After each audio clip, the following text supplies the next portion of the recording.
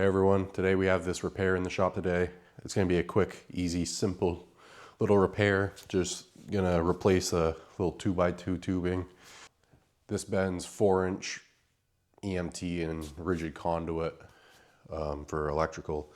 And the pump just has the force, and over the years it's gotten bent out of shape. It's really just one piece. From the factory, they didn't weld the back side of the piece that broke. So I'm going to be taking that piece off, replacing it as it's egged out of shape or warped out of shape, welding it on, and then making it better than new. So I'll put on an extra bracket on the top so that it won't have as much force or leverage from the pump. And then I will put a couple more welds on the bottom. Should be good for years to come.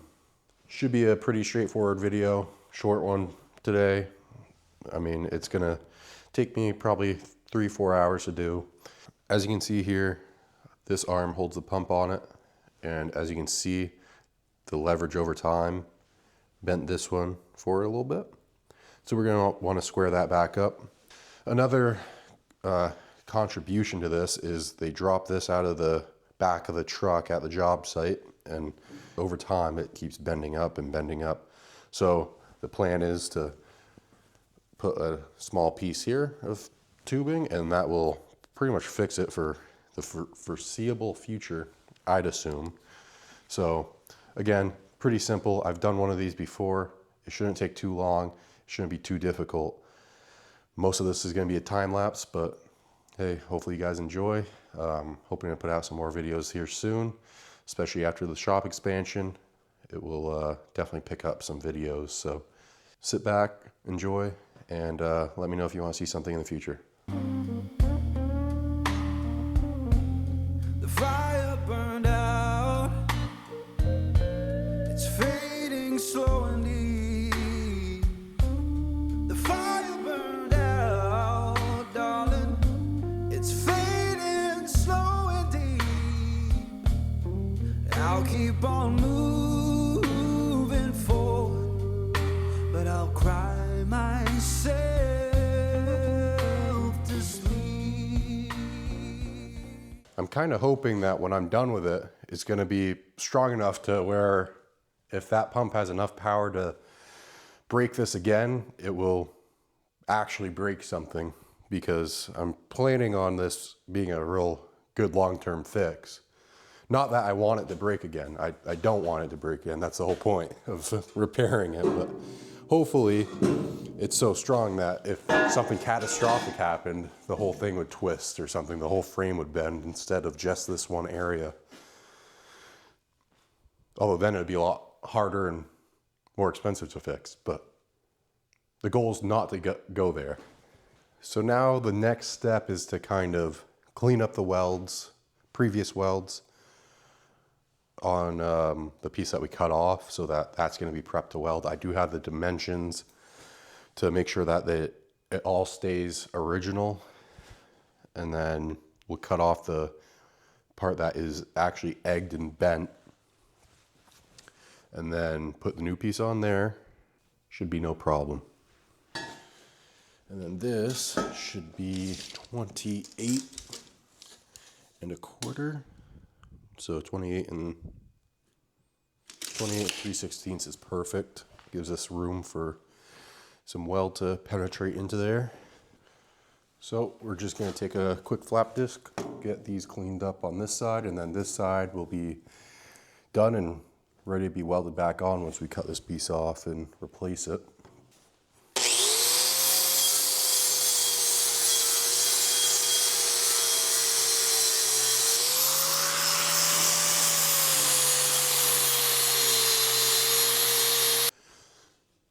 So that cleaned up pretty easily. So that's all set and ready to go. Put that out of the way for now.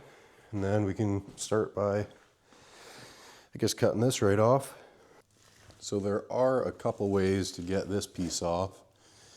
We could try out the trusty bandsaw, but then I wouldn't be able to reach this back weld here very good.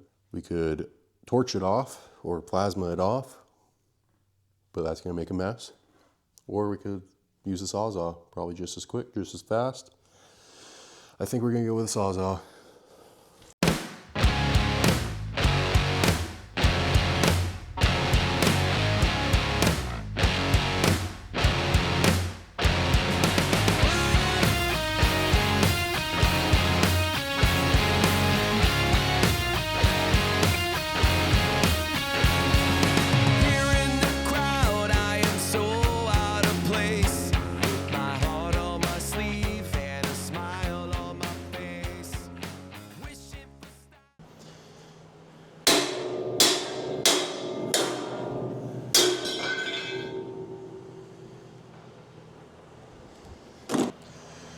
So that wasn't too bad. Use a little bit of bandsaw, Sawzall, and we got it off. Didn't take too long, wasn't too bad. Didn't butcher it too bad. I'm gonna work on cleaning it up a little bit. As you can see, take the paint down, you know, 1/2 inch. Clean that up a little bit. There's a little tack right in the middle. And then I'm going to do the same on that side, get them leveled up, and then we'll get it fixtured up. I'm not going to use a fixture table for this. I'll use some cast squares for it, and we'll be done in no time. So as you can see, I got this all fixtured up already. I was going to use a fireball tool square for it and not do it on the table, as that's what I did with the last one, but I figured I'd get some more use out of this table. I just got it a couple weeks ago, maybe 2 months ago at this point. And I figured it's probably going to be even quicker on this to get this piece onto here and then onto the cart than to use this and have to finick with it a little bit. So the nice thing about this table is it's 2-inch spacing, so it was really easy to get the width set up properly and squared up. And then I just popped this piece right in and it was perfect. I did some double checking on measurements for each upright and it's looking good. So now all I have to do is tack it up, then I'm going to pull it up, weld it through, and then we'll get it right onto the cart and finish this whole project up.